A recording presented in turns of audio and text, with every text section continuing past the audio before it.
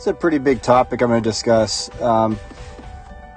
With the research, if you're going to try to find the truth in the world and peel back the layers of what's really going on, you're going to eventually come across NASA and the space program.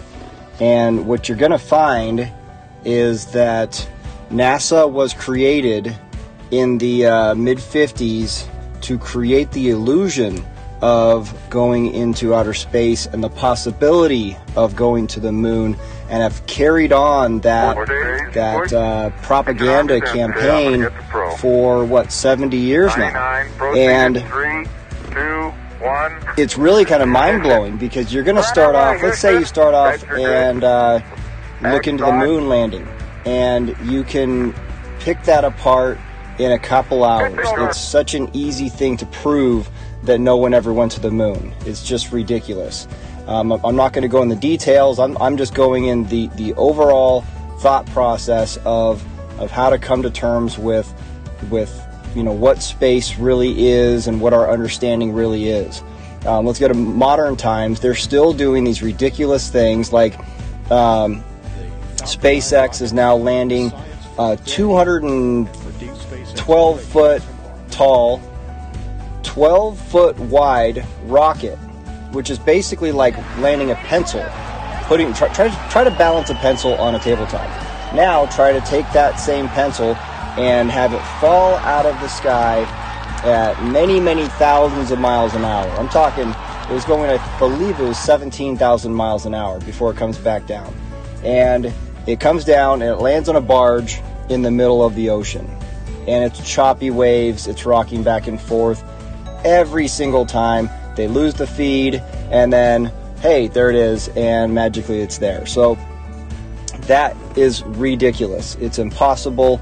But you really got to look further, because you got to really understand the implications of that.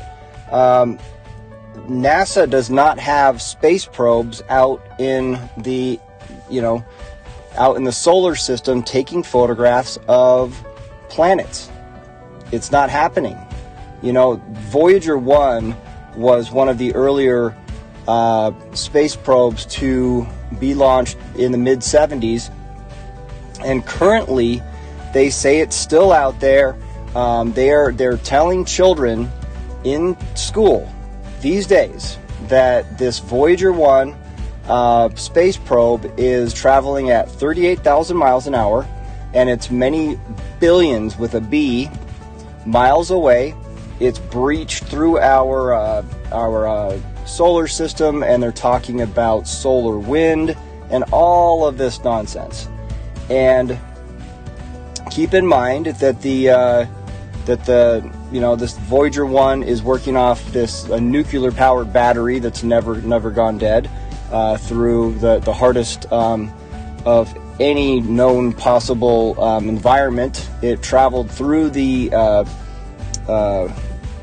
alleged asteroid belt for 8 years without hitting anything. It has a memory system, which is a recorded. It's like a cassette tape. It's like an 8-track. It's like a metallic tape, because remember, this is 1974. It's a metallic tape, just like a old 8-track, and it has to erase and re-record to give back any information. And I believe that the memory is about 70 kilobits, which is about 1 JPEG photo.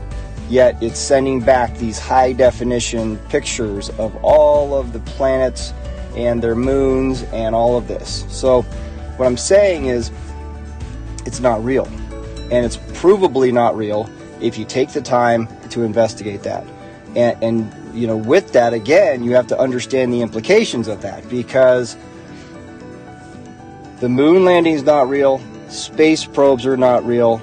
That means that we have no photographs of any planets or any moons as physical objects. You're going to look on NASA or any of these government sites, or, that's obviously been disseminated into every university and research and these highly accredited organizations and institutions are using these photographs that are faked. They're all computer generated images. You can look at them and see they're fake. I mean, it's just ridiculous. So, and again, remember the probes that are supposedly taking these pictures have very low resolution or no capability of even getting that information back. They're saying that the information's coming back at 1/100000th of 1/10000000th of 1 watt. And NASA has this deep space receiver that they're the only one in the world that can pick it up. You know, if you ever read the book "The Emperor Has No Clothes," that's what we're dealing with. So, anyways, that to me really got me down the road because it was shocking. It was shocking to make that realization that there are no photographs of the planets. So the only best they can see is from a telescope, which is pretty much what I can see from here. They maybe have a more high-powered telescope, but what you're looking at up there are luminescent bodies. They are lights in the sky. It's something that is very hard if you're just now listening to this. You know, you might turn it off, but I hope you don't, because it's something that is very, very important to understand that we don't know what's out there, and what we've been presented is completely false and falsified on purpose. So that led me to another path in my journey, discovering that the Earth, the composition of the Earth, and everything we know about the Earth has been fabricated and manipulated as well. But that's another discussion. So this is about the space race. This is about our understanding of outer space. So just consider it and really, go do your own research, take your own journey, because this is too big. Nobody can just sit here for a couple minutes and, explain it and just say, satellites aren't real. Satellites are not traveling over the Earth at, 17,000 miles an hour, or there's these higher ones that are making a higher orbital rotation, so they have to go faster, and they're going 22,000 miles an hour. Consider how ridiculous that is. And the fact is that they're not even necessary, because NASA has their own balloon program that's been going on since the 50s, and they have these massive balloons that can carry a payload of 8,000 pounds. So they're these, I'm talking, they're the size of football stadiums, domes. They're like 400 yards, these massive helium balloons.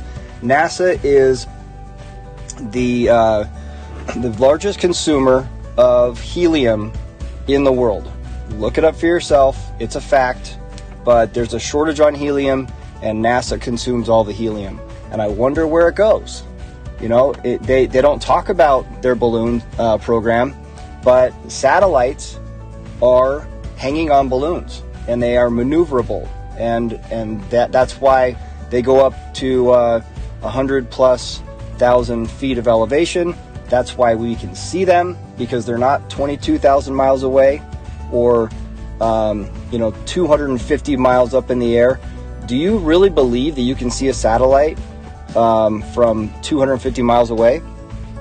Think about how far that is. Think about something from wherever you live that's 250 miles away, that's the size of a car. Do you really believe that the human eye could see that, and it has no lights on it? The sun's not going to reflect off of it, and you're not going to see it. It's not true. So anyways, so the other thing about communication is there are undersea cables that connect the entire world. All of the internet, all telephones work off of ground-based relays. All the towers that you see, those are there, to relay all of the transmissions. and then through the oceans. There's a massive net of underwater cables that transfers the information. Please look it up. They say that all of the information goes through these cables, and they go through ground-based relays. So there's no point, there's no reason whatsoever for communication satellites, and your cell phone, when you make a phone call, does not go up into outer space and then zap back down. It goes to the local tower, and it is relayed around local ground-based towers that you can see, and it goes back down to the ground to the other cell phone wherever you're calling. That's what happens. The same thing with the internet. It goes through a wire, might go through a satellite dish from your house up to the local local dish, and then it relays back and forth until it wants to find wherever location it's going to, and that's the fact. So what's the point? The photographs they have of the Earth. There's not one photograph of the Earth.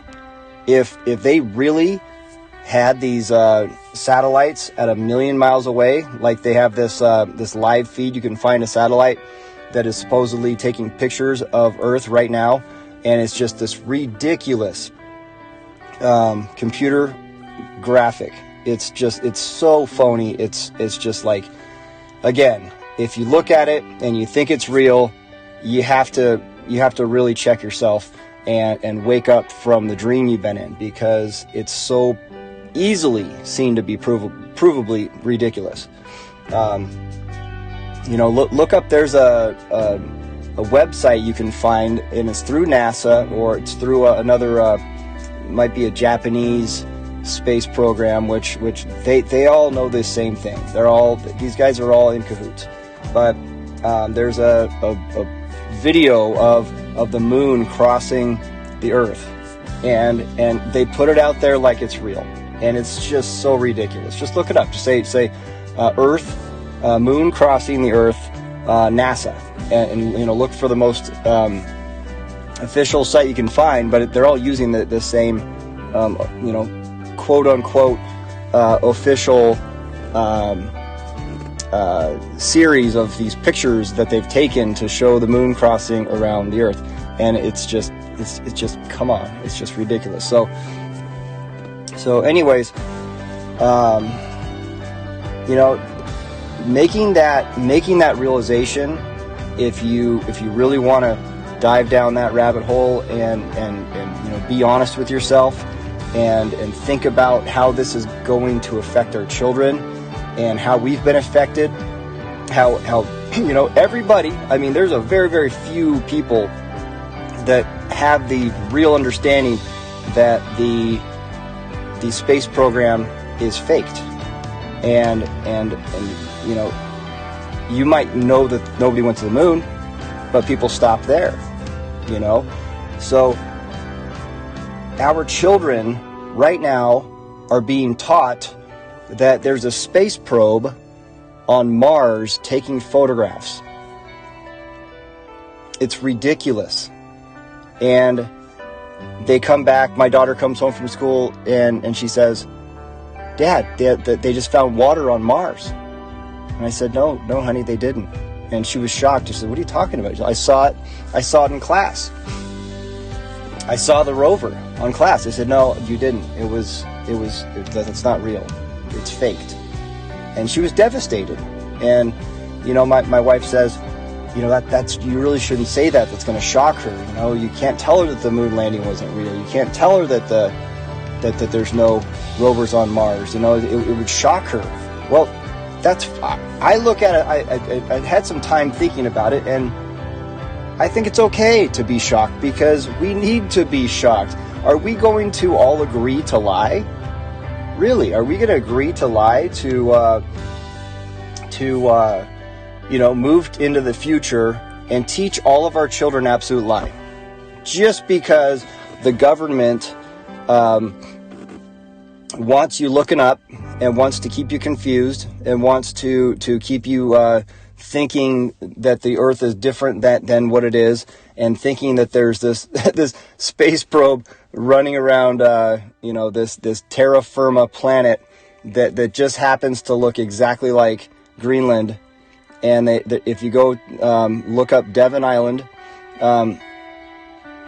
before the first rover went to Mars, they started a research project funded through NASA on Devon Island, and they were there. It's verifiable that they were there at least a year before the landing of the first rover. And what's hilarious about it, that it's still there. It's called the Mars Houghton Research Project. It's on Devon Island up in Greenland, up by the Arctic.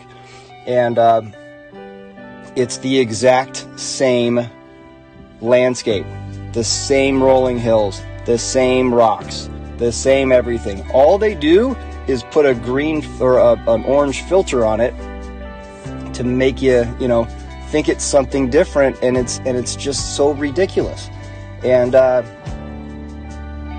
just don't buy into it anymore. And we need to stop teaching our children lies, and we need to start really analyzing how deep the lie is. And it'll take you to some places that are going to shock the heck out of you. But I think it's important, because what's the alternative?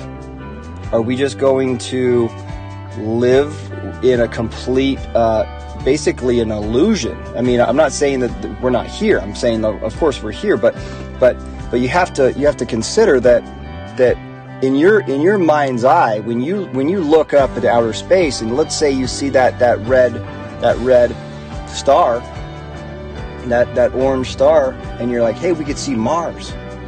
Do you really, like, in your mind, do you think that there's a little robot up there driving around on dirt? And you have to consider how far that goes through the whole understanding of what's out there. It's a huge worldview to overcome, and the cognitive dissonance that it's so hard to overcome, especially if you're not used to this. The deeper you go and the more shocking things you find, the easier it gets, and the more empowered you're going to be by learning these things. And you might be a bit of an outcast, like I've found. I've had I think it's important to tell the truth. I think it's important to learn how to do this in a very concise way, where you're you don't want to be ridiculous about it. You don't want to be the town lunatic, is what I'm saying. But I think it's important to say it, and I think it's important to share the information. And I'm willing to put myself out there to help explain what's happening. And I'm hoping to find, a connection with 10 people that can take this and share it with 10 other people, and compound what the information to get it out there, and move into a world without all this bullshit, without all these like massive lies that we live in. And obviously living through the last couple years, anybody that's has a heartbeat, that has still a thinking mind, has to come to the conclusion that governments as a whole are working in unison to lie to us. Okay, and it doesn't stop at COVID, and this is just the next layer. This is just the next layer of control. But one of the largest ways that the governments have controlled us for the last few generations is through the idea of the space program and NASA, and look at the other countries' space programs. They are ridiculous. I mean, you got to see China's space program. Do you know that China has their own space station now? There's no photographs of it being constructed. Either is there photographs of the ISS. There's not one photograph of the greatest feat of mankind to create this space capsule traveling at 17,000 miles an hour, 250 miles above us, and there's not one photograph or video of it being constructed. One other thing to consider is that there's no video ever of anyone doing a 360-degree pan of spinning around and showing like on a spacewalk, where they call it an EVA, an extra vehicular activity. Got to be fancy with their words. So to do a full 360 of spinning around, showing the Earth, and coming back to the ISS, there's never been a video of putting a camera on an astronaut from the airlock and letting the air out, and then opening the capsule and breaching out to the outer space. Can you imagine how that has to be probably the greatest feat? That would be something I would love to see. Everyone would love to see, because that's the next frontier, or going into the greatest adventure of going from a man-made structure of artificial air contained, and opening that door into the abyss, right? And going out through that capsule door into the nothingness of outer space. And it's never been filmed. That has to be a clue. It's not definitive proof, but it has to be a pretty big clue. Like, there's no videos, and there's a lot of things you could pick apart the ISS. But anyways, I don't want to ramble, but I hope I had a bit of a cohesive thought here. The idea was to just consider the implications of the space program, and that means worldwide, not just NASA, and how they've been faked, not only faked, but it's a criminal organization. It started out as a criminal organization, and what that has done to affect the minds of the populations of everyone on the planet, or I should say plane. Just consider that. Consider that the implications of how deep that goes, and your understanding of every day, where we are. What is the cosmos, right? So talking about the composition of the Earth is another discussion, but I can 100% guarantee you that if you look into it, you're not going to think it's very stupid for very long, because I went through it myself. So the lies are piled on top of lies, and it's very, very easy to find the truth. The truth is very attainable. Finding an accurate understanding of all of this is very attainable. Don't let anybody tell you that you're never going to know. Don't ever get that in your mind, like we'll never figure it out.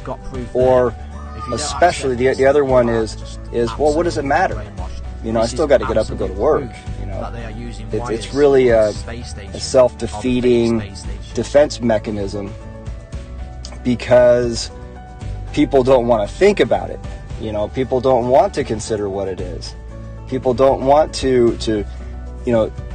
because it does. Well, it might hurt a little bit, to accept it, and accept that you've been lied to on a massive scale, and that your understandings are incorrect in a lot of ways. But it's worth it. It's worth it. I think you should do it. I did it, and I think it's the most important for our children, so that the next generation moves into a better world full of more truth. We're always going to have issues. We're always going to have challenges, but having a pretty good grasp of what the Earth and what outer space and where we really are and what this really is the most important. And I guess in closing, through this whole journey, for me, I kept finding the evil in the world, and I kept, through all of these different types of conspiracies that you're going to uncover, and you're going to find a lot of evil in the world, and you're going to find that a lot of these people are Luciferian, and that there's a lot of sun worship, and that's what the heliocentric model is really based on, is sun worship and Luciferian ideals, and it's something that it's going to shock you, and then you need to stop and consider and open your mind that God is real, Jesus Christ is real, and that is the most important thing. And when you go through this process, you're going to find that this earth and what we know of it is so much more precious and so much more beautiful and precise, and it was created for us, and that God created it for us, and we need to pay respect for His creation, and that's another really important thing, is to pay respect to the truth of what this is and how it was created, and I encourage you to think about that, and I encourage you to for me and for thousands of people that I see these testimonies of these types of journeys that people take, just like I did, and so many of them come to Jesus Christ and God, or back to. For me, it was back to Him, but I don't want to get too far in depth with that, other than just putting that out there, because it is ultimately the most important, and He is ultimately the one that is created all this, and we should pay respect to Him, and I'll